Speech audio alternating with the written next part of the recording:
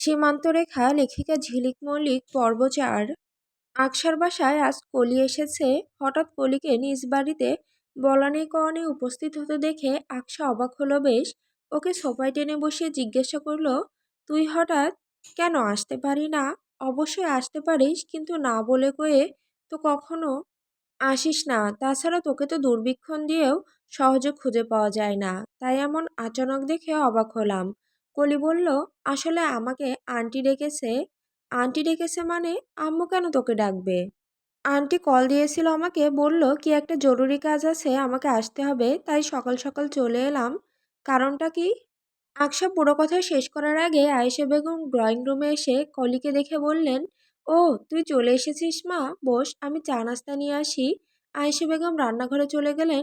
আকশা কলির কাছ ঘেঁষে ফিসফিসিয়ে বলল, কেন ডেকেছে আম্মু তোকে? কারণটা তো জানি না, আন্টি বলল আসার পরে জানাবে। তোকে তো আম্মু কখনো এভাবে কল দিয়ে ডাকে না, তাই ব্যাপারটা কেমন অদ্ভুত ঠেকছে।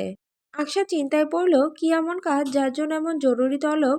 এরই মধ্যে আয়েশা বেগম ড্রয়িং রুমে আসলেন চা নাস্তা নিয়ে। টি টেবিলের ওপরে ট্রে রেখে সামনের সোফায় বসলেন। কলিকে জিজ্ঞাসা করলেন, তারপর বল মা, দিনকাল কেমন যাচ্ছে? আলহামদুলিল্লাহ ভালো আন্টি, তোমরা সবাই কেমন আছো? এই তো আছি ভালো। তোর বাসার সবাই কেমন আছে? সবাই ভালো আছে। আয়েশা বেগম চায়ের কাপে চিনি মিশিয়ে চামচ নাড়াতে নাড়াতে বললেন, তোর সাথে কিছু কথা ছিল মা। জি আন্টি, বলো কি কথা? আমাদের বাসায় আজ মেহমান আসবে বুঝলি, আমার আকশাকে দেখতে আসবে। এখন কথা হচ্ছে, আকশার তো আর কোনো বোনও নেই যে ওর পাশে থাকবে এই সময়ে বা ওকে সাহায্য করবে। ওর কাছের মানুষ বলতে তুই আছিস, ওর সাথে থাকিস সব সময়, ওকে বুঝিস ভালোভাবে। তুই একটু আজকের দিনটা আমাদের এখানে থেকে যা মা, বিকালে বাসায় চলে যাস। আমাদের আত্মীয় স্বজনেরা বিকালের আগে আসবেন কজন, কিন্তু এখানে তো বলতে গেলে আমি একা মানুষ। ইরফানের আব্বুও নেই দেশে, একা হাতে সবকিছু সামলানো একটু কষ্টকর হয়ে যাবে। তুই আকশার সাথে থাকলে তবুও সাহায্য হতো কিছু। কলির এবার নড়েচড়ে বসে বলল, ও এই কথা আন্টি, কোনো সমস্যা নেই, আমি তো ভাবতেই পারিনি আকশাকে দেখতে আসবে আজ। আপনি চিন্তা করবেন না, আমি আকশার সাথে থেকে ওকে তৈরি করিয়ে দিব। সব কিছু ঠিকঠাক মতো হবে, নিশ্চিন্ত থাকুন। আয়েশা বেগম একটু চিন্তামুক্ত হলেন। গতকাল থেকে এই নিয়ে চিন্তায় চিন্তায় তার রাতের ঘুম হারাম হয়ে গেছে। তার আত্মীয়রাও বেশিরভাগ সবাই দূরে, তেমন কেউ কাছাকাছি নেই যে জরুরি তলবে এসে তাকে সাহায্য করবে। আয়েশা বেগম সকালে ইরফানকে বাজারে পাঠিয়েছে, ইরফান আসলে তিনি রান্নার কাজ শুরু করে দেবেন। আয়েশা বেগম কলিকে বললেন, তাহলে তুই ওকে নিয়ে ঘরে যা মা, দুপুরের পর রেডি করিয়ে দিস। আকশা পুরো ঘরময় পায়চারি করছে আর দাঁত দিয়ে নখ কাটছে। কলি বিছানার উপরে বসে একটার পর একটা বিস্কুট খাচ্ছিল। আকশাকে চিন্তিত দেখে প্রশ্ন করলো, তোর কি হয়েছে দোস্ত, এমন দার্শনিক হয়ে গিয়েছিস কেন? কলির প্রশ্ন শুনে আকশা চট করে এসে বিছানার উপরে বসে বলল, ভাবছি। কি ভাবছিস? আমাকে হঠাৎ দেখতে আসবে কেন? দেখতে কেন আসে তুই জানিস না? জানবো না কেন, অবশ্যই জানি, তবে কথা হচ্ছে এমন হুট করে হচ্ছে কেন সব কিছু? আম্মু তো আমাকে আগে কিছু বলেনি, তার হাবভাব দেখেও কোনো কিছু আন্দাজ করতে পারিনি। একদম স্বাভাবিক ছিল, কিন্তু কারা দেখতে আসছে ছেলেকে এসব কিছুই তো জানি না। কলি বলল, তুই বরং এক কাজ কর, আন্টিকে গিয়ে জিজ্ঞাসা কর। আকশা কপট বিরোধ করে বলল, ধুর কি যে বলিস না, আম্মুকে কি এসব কিছু জিজ্ঞাসা করা যায় কি নাকি ভেবে বসবে। তাহলে আর কি করবি, ওয়েট কর, বিকালে তো পাত্রপক্ষ আসছেই, তখন না হয় দেখে নিস। পাত্রপক্ষের কথা শুনে আকশার স্বাভাবিক মুখ কিঞ্চিত বিবর্ণ হয়ে উঠল।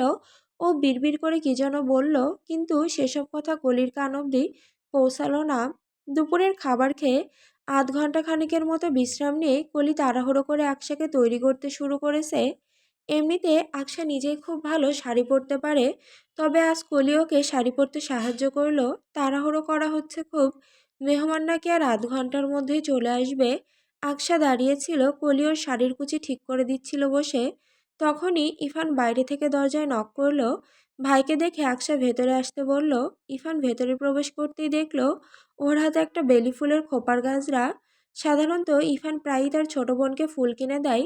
মানুষ প্রেমিকের কাছ থেকে ফুল পাওয়ার জন্য ছটফট করে, এদিকে আকশা তার ভাইয়ের নিকট হতে ফুল পাওয়ার জন্য মুখিয়ে থাকে। অন্যদিন ফুল দেখলে খুব বেশি উচ্ছ্বসিত হতো ও, চট করে ভাইকে জড়িয়ে ধরে আই লাভ ইউ ভাইয়া বলে দিত। তবে আজ সে সব কিছুই ঘটল না। আকশার মুখের বলিরেখার ন্যূনতম কোনো পরিবর্তন ঘটল না, বরং মুখ আগের মতোই নীল বিবর্ণ হয়ে রইল। ইরফান ড্রেসিং টেবিলের ওপরে ফুলের গাজরা রেখে কলিকে উদ্দেশ্য করে বলল, বনুকে ফুলের গাজরা পরিয়ে দিও তো কলি। আর মুখে বেশি প্রসাধনী ব্যবহার করো না, আমার বোনকে ন্যাচারালি ভালো লাগে। ইরফান কলিকে বুঝিয়ে শুনিয়ে দিয়ে ঘরের বাইরে যাওয়ার জন্য পা বাড়াতেই আকশা পেছন থেকে ডাক দিল ভাইকে। ইরফান পেছন ফিরে তাকাতেই আকশা ওকে জিজ্ঞাসা করলো, হঠাৎ আমাকে দেখতে আসতে কেন? ইরফান একটু ইতস্তত করে বলল, আসলে তাদের একটু তাড়া আছে আকশা, এজন্যই সবকিছু তাড়াহুড়ো করে হচ্ছে, না হলে আমরা সময় নিতাম। কারা দেখতে আসছে? সে তো আসলেই দেখতে পাবি। ইরফানের ঠোঁটের কোণে মুচকি হাসি, বোঝা গেল ও এখনই কিছু বলতে চাইছে না, তবে এই বিষয়টা নিয়ে ভীষণ খুশি। তখন ইরফানের ফোন বেজে উঠল। ও ফোন বের করে হাতে নিয়ে স্ক্রিনে দেখে বলল, এই তো আব্বু কল দিয়েছে, নে তুই আগে কথা বল। আকশার হাতে ফোন ধরিয়ে দিয়ে ঘরের বাইরে চলে গেল ইরফান। আকশা ফোন কানে নিয়ে বলল, আসসালামু আলাইকুম আব্বু, কেমন আছো? আলহামদুলিল্লাহ ভালো আছি আম্মু, তুমি কেমন আছো? এই তো ভালো আছি। দুপুরে খাওয়া দাওয়া করেছো তো ঠিক মতো? হ্যাঁ আম্মু, মাত্র খেয়ে উঠলাম। তুমি কি এখন তৈরি হচ্ছ? জি আব্বু। মেহমান এখনো আসেনি? এই তো চলে আসবে এখনই। আকশা ভালো করেই বুঝলো তার অজান্তেই সবকিছু হয়েছে এবং ওর সাথে প্রত্যেকে সংযুক্ত, সবাই সবকিছু জানে। ইশাক খন্দকার ফোনের ওপাশ থেকে বললেন, কিছু কথা বলি আম্মু, শোনো। জি আব্বু, বলো। বিয়ের এসব কার্যকলাপ যে আমরা খুব তাড়াহুড়ো করে করতে চেয়েছি তা ঠিক নয়, আসলে ছেলের জন্যই তাড়াহুড়ো করা হচ্ছে। ছেলের বাবা জানিয়েছেন ছেলের হাতে সময় খুব কম, এজন্য বিয়েটা তাড়াতাড়ি সারতে হবে। তাছাড়াও ছেলে ভালো বলে আমরা এই সম্বন্ধটা হাতছাড়া করছি না। তোমার আম্মার কাছে শুনেছি সব। এই পর্যন্ত অনেক পাত্র তো দেখলাম তোমার জন্য, কিন্তু কোনোটাই আমার মনে ধরেনি। এবার যেই যে ছেলের সাথে তোমার বিয়ের কথাবার্তা চলছে তাকে আমার খুব পছন্দ। প্রথমে শুনেই রাজি হয়ে গেছি, তাহলে বুঝতেই পারছো সম্বন্ধটা আমার ঠিক কতটা পছন্দের। আশা করি তুমি তোমার আব্বুর পছন্দের ওপর বিশ্বাস রাখবে। তবে তোমাকে আমরা কোনো কিছুতেই জোর করছি না, বিয়ের বয়স হয়েছে তাই বিয়ের কথাবার্তা বলছি। যদি তুমি চাও তাহলে নিষেধ করে দেব, আর যদি তোমার নিজের কোনো পছন্দ থাকে তাহলে বলতে পারো। আমি তোমার আব্বু, অবশ্যই গুরুত্ব দেব, তোমার ইচ্ছার উপরে কোনো কিছু যাবে না। আকশর আব্বুকে ভরসা দিয়ে বলল, আমার কোনো পছন্দ নেই আব্বু, তোমার উপর বিশ্বাস আছে আমার, তুমি কখনোই আমার জন্য খারাপ ছেলে পছন্দ করবে না। ঠিক আছে মা, ওরা আসুক, তুমি ওদেরকে দেখো, কথাবার্তা বলো, তারপর রাতে কল দিয়ে আমাকে তোমার সিদ্ধান্ত জানিও। এখন রাখছি আম্মু, তুমি তৈরি হয়ে নাও। ইশাক খন্দকার কল কেটে দিলেন। আকশা লম্বা করে শ্বাস টেনে নিল। অস্বস্তি হচ্ছে ওর। এর আগে বিয়ের কথাবার্তা হলেও এমন আয়োজন করে ওকে দেখেনি কোনো দিন, আজই প্রথম, এজন্যই নার্ভাস লাগছে প্রচণ্ড। এই হালকা শীতের মধ্যেও ও প্রচণ্ড পরিমাণে ঘামতে শুরু করলো। ততক্ষণে শাড়ি পরানো হয়ে গেছে। কলি উঠে আকশার চুল সুন্দর করে পেছনে ক্লিপ দিয়ে টেনে পিঠের উপরে ছড়িয়ে দিল।